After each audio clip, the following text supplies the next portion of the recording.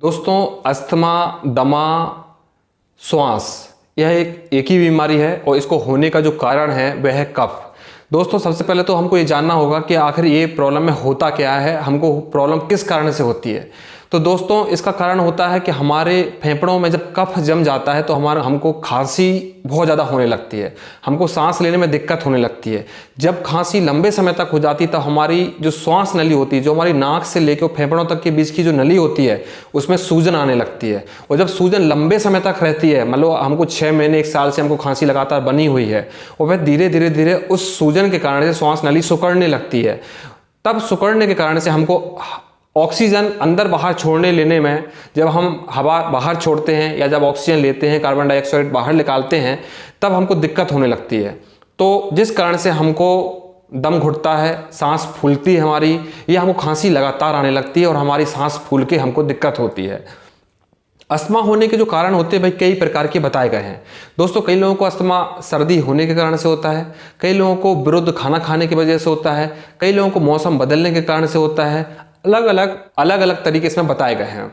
दोस्तों, अस्थमा जब होता है तो कई लोगों को खांसी से शुरुआत होती है या सर्दी जुकाम से शुरुआत होती है। कई लोगों को जो अस्थमा होने का जो कारण बताया गया है वह बताया गया सर्दी जुकाम का लंबे समय तक होना। लेकिन दोस्तों, मैं अपने एक्सपीरियंस अगर बात बताऊं तो अस्थमा होने का कारण है विरुद्ध दिनचर्या रखना, गलत खान पीन रखना। इसके कारण से सर्दी जुकाम की परेशानी बार बार होती है और फिर अस्थमा होने के सिम्टम बनने लगते हैं। कई लोग ठंडा गर्म बहुत खाते हैं, कहीं बाहर धूप में खेल रहे हैं, बच्चे लोग बाहर धूप में जा रहे हैं या बड़े लोग बाहर धूप में फील्ड वर्क कर रहे हैं, तुरंत वो ठंडी कोल्ड ड्रिंक या कोई जूस या कोई ठंडी चीज़ें खा लेते हैं, ठंडा पानी पी लेते हैं। इसके कारण से भी उनके बॉडी का जो टेम्परेचर है वह उतार चढ़ाव करके बिगड़ जाता है, जिसके कारण से सर्दी जुकाम की प्रॉब्लम हो जाती है। कई लोग खाना खाने के साथ पानी पीते हैं, कई लोग खाना खाने के तुरंत बाद पानी पीते हैं, इसके कारण से भी सर्दी जुकाम की प्रॉब्लम होती है। कई लोगों का पेट अच्छी तरह से साफ नहीं होता है, इसकी वजह से भी सर्दी जुकाम की परेशानी होती है।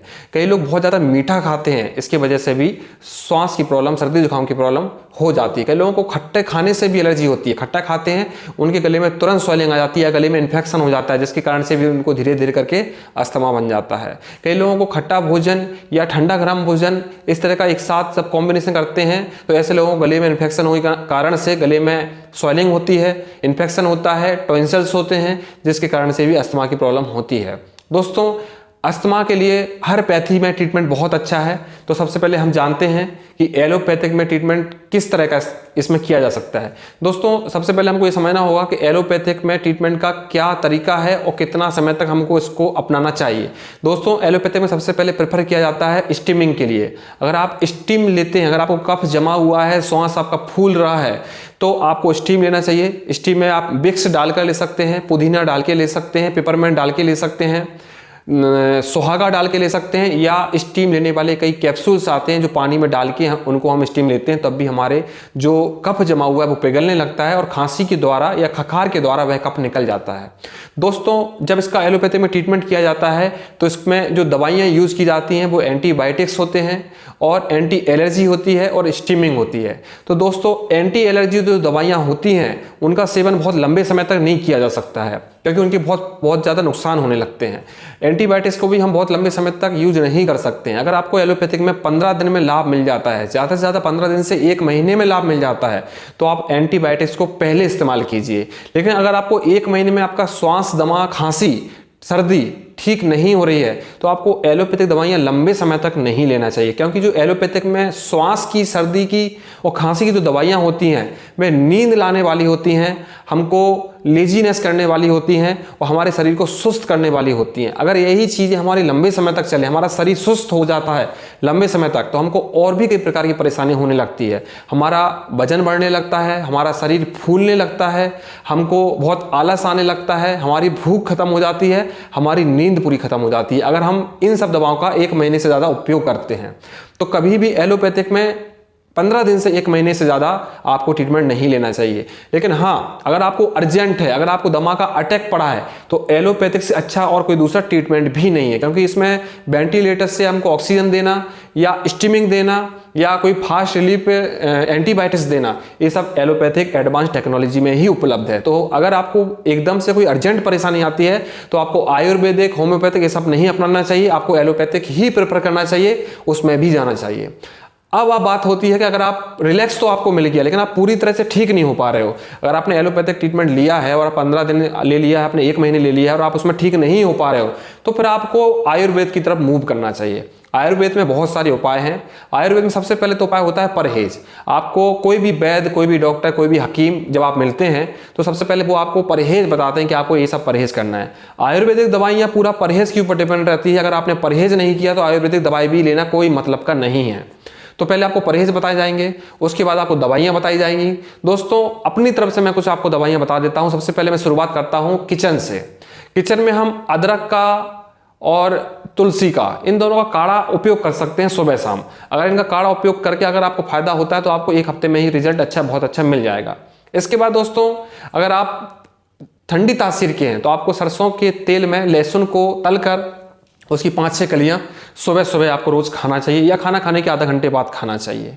अगर दोस्तों आपको गले में खराश बहुत ज़्यादा रहती है तो आप अजवाइन का भी उपयोग कर सकते हैं, लौंग का भी उपयोग कर सकते हैं। इसकी भस्म बनाकर इसको जला के आप भस्म बनाइए और जब भी आपको खांसी का अटैक आता है थोड़ा सा इसको शहद के साथ मिला के खाइए, आपकी खांसी तुरंत रुक जाएगी।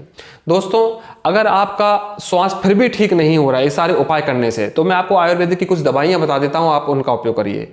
कफ केतु रस, कफ केतु जो रस है दोस्तों वह बहुत अच्छा कारगर है। श्वास की बीमारी में आप इसका उपयोग करिए। सुबह शाम 1-2 गोली अपने शरीर के हिसाब से इसका उपयोग करिए शहद के साथ। या फिर लक्ष्मी विलास रस, इसका भी उपयोग कर सकते हैं आप, या महालक्ष्मी विलास रस, इसका भी उपयोग कर सकते हैं। महोदधि बटी, इसका भी उपयोग कर सकते हैं। त्रिविक्रम रस, इसका भी उपयोग कर सकते हैं। और नीलकंठ रस, इसका भी उपयोग कर सकते हैं। इसकी कुछ दवाई जो है जैसे नीलकंठ रस, कफ केतु रस, लक्ष्मी विलास रस, ये सब दोस्तों पारा से बनी हुई दवाइयां हैं, गंधक से बनी हुई दवाइयां हैं। तो इन दवाओं को आप किसी भी मेडिकल वाले से या किसी आयुर्वेदिक हकीम, डॉक्टर, वैद्य से पूछ कर लें, अपने मन से ना लें, क्योंकि आपके शरीर की ताकत देखकर ही ये दवाइयां उपयोग की जा सकती हैं।